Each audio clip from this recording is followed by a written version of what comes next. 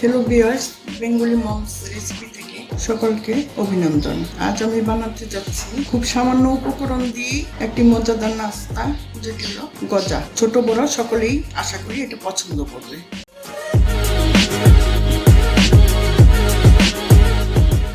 আমি নিয়ে নিয়েছি 2 কাপ ময়দা, দিয়ে দিচ্ছি হাফ চা চামচ লবণ, শুকনো উপকরণ মিশিয়ে নিচ্ছি, দিয়ে দিচ্ছি 2 টেবিল চামচ তেল,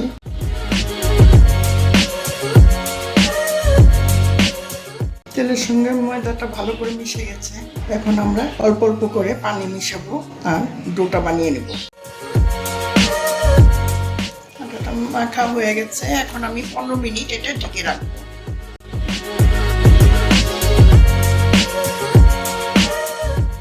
প্রথমে শিরাটা করতে চলে এসেছি। এখন 1.5 কাপ পানি দিয়েছি। এখন দিয়ে দিচ্ছি একটু জাফরান, দিয়ে দিচ্ছি চিনি 2 কাপ। চিনিটা গলে গেছে সম্পূর্ণ, শিরাটাও ঘন হয়ে এসেছে। এখন আমি এই পর্যায়ে দিয়ে দিচ্ছি একটু লেবুর রস, যেন চিনিটা জমে না যায়। শিরাটা হয়ে এসেছে, শিরাটা এরকম হবে এক তারের। এখন আমরা শিরাটা নামিয়ে নিচ্ছি, চলে যাচ্ছি গজা বানাতে।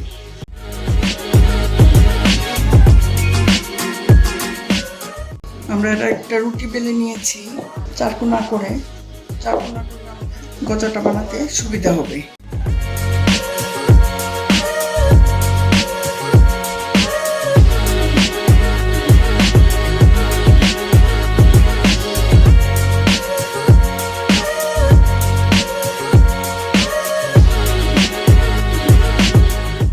চারকোনা করে এভাবে কেটে নিচ্ছি। 2 কিনারটা একটু বাদ রেখে আমরা এরকম ঝুড়ি ঝুড়ি কেটে নিব, ঝুড়ি কেটে নিচ্ছি। এখন আমরা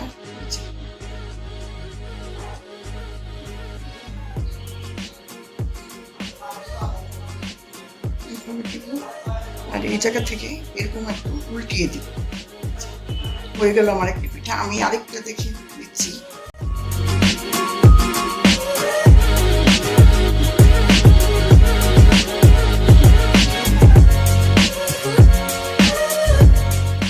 হয়ে গেল আমার আরেকটি পিঠা। এভাবে আমি সবগুলো বানিয়ে নিচ্ছি।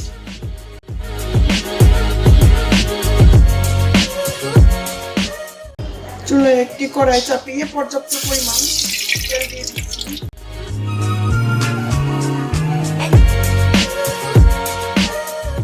গরম হওয়া পর্যন্ত অপেক্ষা করব।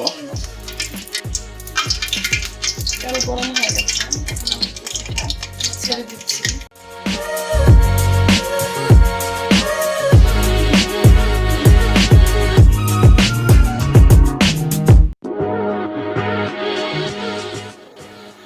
পিঠাগুলি এরকম গোল্ডেন কালার করে ভেজে নিব। এখন আমি দিয়ে দিব শিরায়। এখন আমি দিয়ে দিচ্ছি শিরার মধ্যে।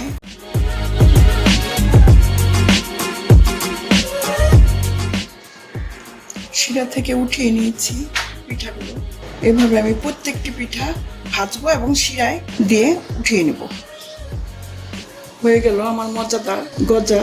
আশা করি সকলেই পছন্দ হবে, ছোট বড় সবারই খুব ভালো লাগবে। আর যদি পিঠাটা বানাবেন, খেয়ে দেখবেন, যদি ভালো লাগে তবে আমার চ্যানেলটি সাবস্ক্রাইব করবেন।